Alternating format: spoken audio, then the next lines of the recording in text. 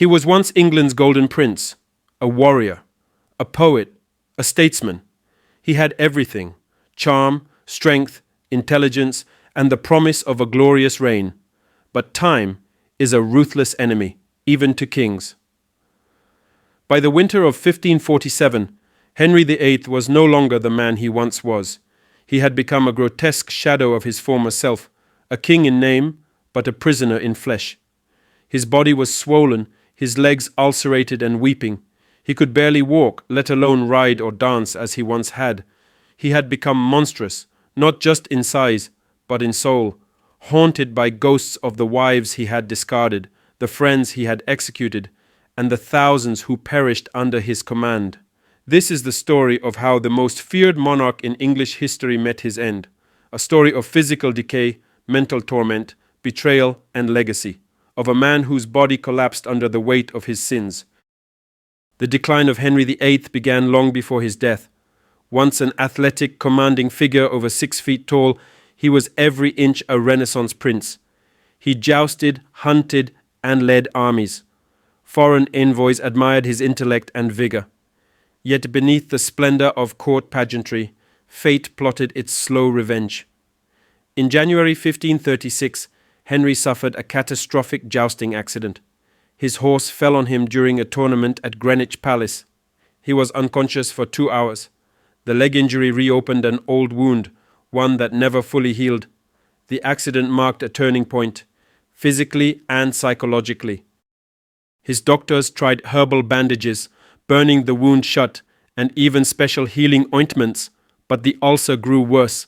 The smell of rot followed him. He became reliant on walking sticks, padded shoes, and mechanical devices to mount horses or climb stairs. With movement restricted, his appetite raged unchecked. His chefs prepared over a dozen dishes per meal: roasted swan, venison, spiced fruits, sweetmeats, all washed down with ale and wine. The court's kitchens ran constantly to satisfy their monarch. His weight soared. But more concerning was the change in his personality. The once gregarious prince turned tyrannical, suspicious, and violent.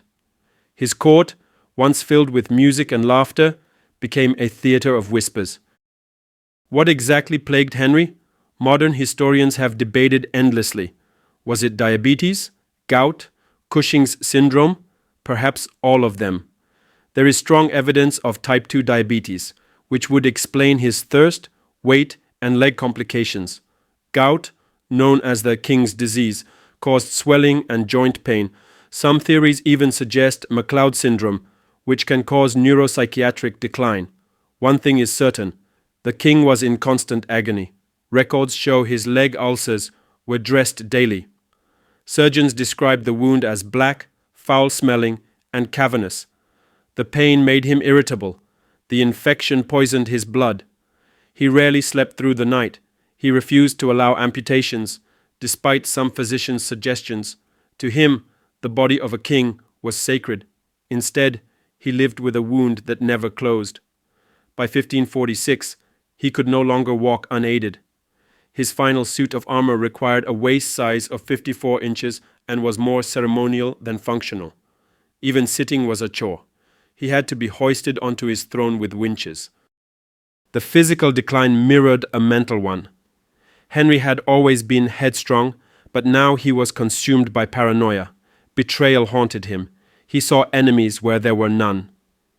He turned against Thomas More, a man he once called his conscience. More refused to recognize Henry as supreme head of the church. For that, he was sent to the block. Cromwell, too, the architect of Henry's break from Rome, was executed after a failed marriage alliance with Anne of Cleves. Henry trusted no one. His court became a place of fear. Nobles could rise in the morning as favorites and fall by dusk. Even his final queen, Catherine Parr, narrowly escaped arrest after engaging him in a theological debate. This wasn't just the decline of a man. It was the unraveling of a kingdom ruled by fear. January 1547. The windows of Whitehall Palace were covered in frost. Henry lay in his privy chamber, cloaked in furs, surrounded by servants who dared not speak of death. The king was bedridden. He could no longer stand, let alone govern. He met rarely with counsel. His breath was shallow, his skin mottled. Fever came and went. Doctors tried their remedies, leeches, bleeding, sweet-smelling herbs, but nothing worked. A deathbed confession was required by law and tradition. Yet no one dared speak the words. At last, Sir Anthony Denny whispered the truth to him. "You are drawing near to God." Henry was silent, then gave a faint nod. Archbishop Thomas Cranmer was summoned, but by the time he arrived, Henry could no longer speak.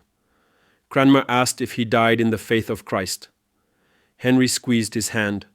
Once, slowly. At 2 a.m. on January 28th, Henry VIII died. There was no thunderclap, no divine sign, just silence. Henry's death was not made public for 3 days. The council feared unrest. The king's body was embalmed in haste and sealed in a lead-lined coffin, but decay could not be stopped. On the journey to Windsor, the cortege stopped overnight at Syon Abbey. There, according to chronicler John Stowe, the coffin leaked. The royal corpse had bloated and split. Black fluid oozed from the seams. Dogs were seen licking it. The tale was whispered throughout England. Some said it was divine retribution. Others recalled a prophecy by Friar Peto, who had once dared preach to the king that God's dogs would lick thy blood as they did Ahab's. Had it come to pass? His funeral procession was grand. Over 1,000 mourners followed. Tapestries lined the streets. A great effigy of the king, dressed in regal garments, lay atop the coffin. Yet some of the most significant people in his life were missing. Mary, his eldest daughter, stayed away, perhaps in grief or in quiet protest. Elizabeth, just 13, remained hidden from court. Anne of Cleves, who had remained a friend after their annulment, received no place of honor. And Thomas Seymour, the uncle of the future Edward VI, maneuvered in the shadows, already planning his rise. Many of the nobles who marched behind the coffin did so not out of love, but out of fear or duty. The king was dead, but his shadow lingered. Henry was interred at St. George's Chapel, Windsor Castle. He had once planned a grand tomb, with gilded statues and eternal flame. But the tomb was never completed. His body lies in a plain vault beside Jane Seymour.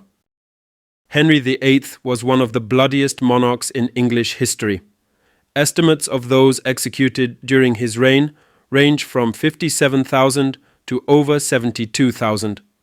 It included 2 wives, Anne Boleyn and Catherine Howard, his Lord Chancellor, Thomas More, Thomas Cromwell, his most capable advisor, 200 monks and abbots during the dissolution of the monasteries, countless Protestants and Catholics alike. No one was safe from the king's wrath.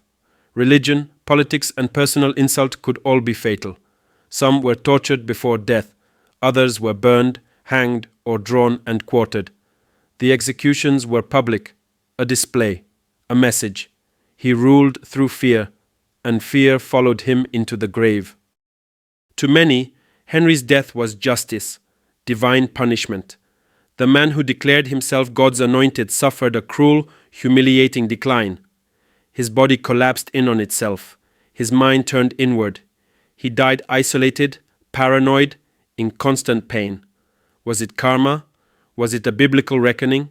Some contemporaries thought so. Religious commentators viewed his leaking coffin and the desecration at Syon Abbey as God's verdict. A once golden prince, now punished for his sins. Yet others saw something different. A man burdened not by a curse, but by consequence. Years of indulgence, unchecked power, and absolute authority had broken him. He was not cursed by God, he was consumed by himself. Henry was succeeded by Edward VI, his son by Jane Seymour. A boy of 9, Edward's reign was short. He died of tuberculosis at 15. Then came Mary I, Henry's eldest daughter. She returned England to Catholicism in a reign stained with executions.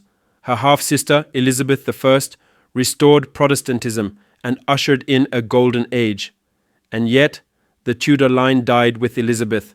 Henry's great concern, his legacy, proved short-lived. His grand tomb was never built. His empire fractured, but his Church of England endured, and his legend, bloody, brilliant, grotesque, was immortalized.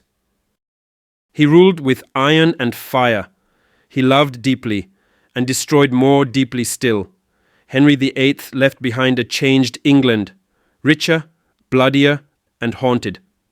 In the end, it wasn't rebellion, nor foreign invaders, nor papal bulls that undid him.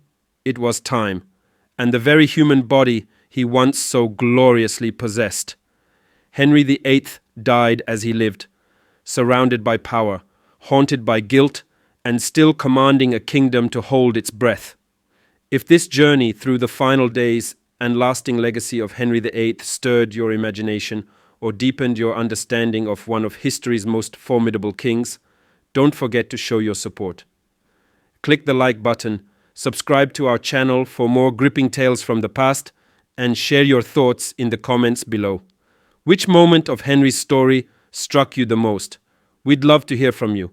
Until next time, stay curious and stay with history.